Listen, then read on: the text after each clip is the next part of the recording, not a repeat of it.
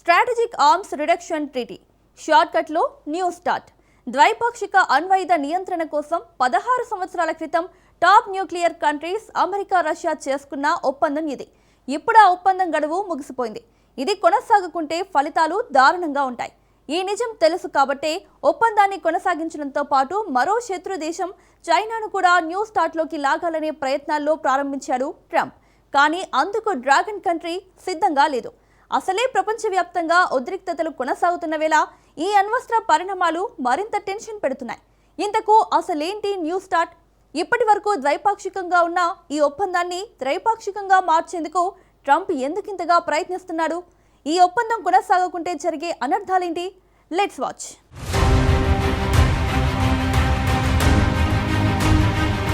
Russia America మధ్య ముగిసిన కీలక అణ్వస్త్ర ఒప్పందం.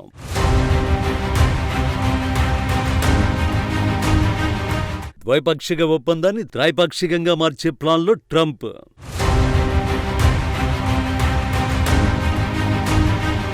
న్యూ స్టార్ట్ అణ్వస్త్ర ఒప్పందంలో నెక్స్ట్ ఏం జరగబోతోంది?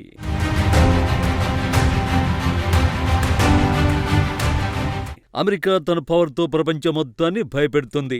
ఆర్థిక సైనిక బలగాలతో ఏ దేశాన్నైనా మోకాళ్లపై నిలబెడతానని విర్రవీగుతుంది. చాలా మంది అమెరికా దేనికి భయపడదని, ఆ దేశాన్ని ఢీకొట్టే శక్తులే లేవని అనుకుంటారు. కానీ అగ్రరాజ్యమైన దానికి కొన్ని భయాలున్నాయి. తన శత్రువుల దగ్గరున్న అణ్వస్త్రాలపై అమెరికా ఎప్పుడూ ఆందోళనతోనే ఉంటుంది. అదేంటి, అమెరికా దగ్గర కూడా న్యూక్లియర్ వెపన్స్ ఉన్నాయి కదా అంటారా?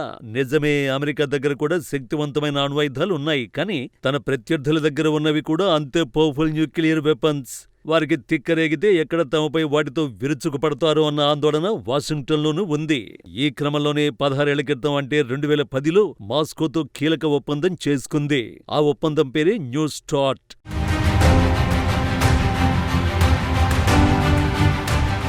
స్ట్రాటజిక్ ఆర్మ్స్ రిడక్షన్ ట్రీటీ, దీనినే న్యూ స్టార్ట్ గా పిలుస్తారు. వ్యూహాత్మక ఆయుధాల తగ్గింపు ఒప్పందమే ఇది.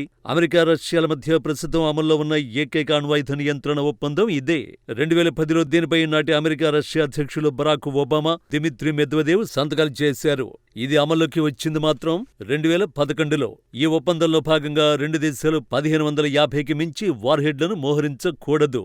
700 క్షిపణులు, బాంబర్లకే పరిమితం కావాలి. ఒకరి అణ్వాయుధ కేంద్రాలను మరొకరు స్వయంగా తనిఖీ చేసుకునే అధికారం ఉంటుంది. ఈ ఒప్పందం కారణంగా అమెరికా రష్యాలు తమ అణ్వాయుధాల సంఖ్యను పరిమితం చేసుకున్నాయి. అలాంటి కీలక ఒప్పందం గడువు ఇప్పుడు ముగిసిపోయింది. నిజానికి 2021లోనే ముగిసిన ఈ ఒప్పందాన్ని మరో 5 ఏళ్ల పాటు పొడిగిస్తూ రెండు దేశాలు నిర్ణయం తీసుకున్నాయి. తాజాగా ఆ గడువు కూడా ముగిసింది. నిజానికి ఉక్రెయిన్ యుద్ధం నేపథ్యంలో 2023లోనే రష్యా ఈ ఒప్పందాన్ని సస్పెండ్ చేసింది. పూర్తిగా రద్దు చేయలేదు, కానీ తనిఖీలకు అనుమతించడం లేదు. తాజాగా 2026లో ఒప్పంద పరిమితులను మరో ఏడాది పాటు స్వచ్ఛందంగా పాటిస్తామని రష్యా ఓ ప్రతిపాదన చేసింది. ఇంకేముంది, మరో ఏడాది సమయం ఉంది కదా అంటారా? అసలు కథ ఇది కాదు. అసలు సమస్య రష్యా కూడా కాదు, డ్రాగన్ కంట్రీ చైనా.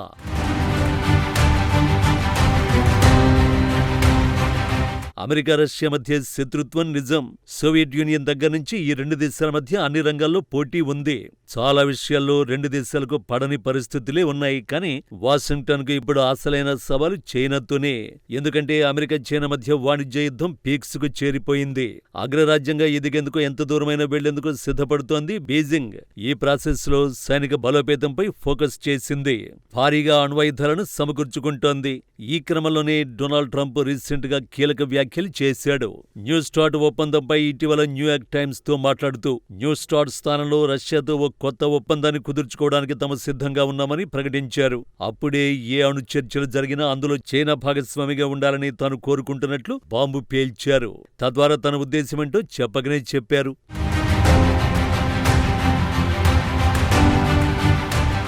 చైనాను ఎలా అయినా అణ్వాయుధాలు పెంచుకోకుండా చూడాలి అనేది ట్రంప్ ప్లాన్. అందుకే ద్వైపాక్షిక ఒప్పందంగా ఉన్న న్యూ స్టార్ట్ ను త్రైపాక్షికంగా మార్చాలని భావిస్తున్నాడు. న్యూ స్టార్ట్ లోకి చైనాను చేర్చడం ద్వారా ఆ దేశ అణ్వాయుధాలపై నియంత్రణ విధించాలనుకుంటున్నాడు. కానీ ఈ ఒప్పందంలో చేరేందుకు బీజింగ్ ఒప్పుకోవడం లేదు. రష్యా అమెరికా మధ్య ఆయుధ నియంత్రణ ఒప్పందాల్లో తాము భాగస్వామి కాబోమని గతంలో చాలాసార్లు చైనా పేర్కొంది. అమెరికా రష్యాలతో పోలిస్తే తమ దగ్గరున్న అణ్వస్త్రాలు చాలా తక్కువని, కాబట్టి తాము ఈ ఒప్పందంలో చేరాల్సిన అవసరం అవసరం లేదని వాదిస్తోంది. రియాలిటీలో మాత్రం చైనా చాలా వేగంగా న్యూక్లియర్ వెపన్స్ తయారు చేస్తోంది. కాబట్టి భవిష్యత్తులో కేవలం రష్యాతో ఒప్పందం ఉంటే సరిపోదని అమెరికా భావిస్తోంది. ఈ ఒప్పందంలోకి చైనాను లాగడం ద్వారా మొత్తం ఒప్పందాన్ని ట్రంప్ ఇరకాటంలోకి నెడుతున్నాడనే విమర్శలు వస్తున్నాయి. ఎందుకంటే ఈ ఒప్పందం లేకపోతే ప్రపంచానికి ప్రశాంతత ఉండదు కాబట్టి.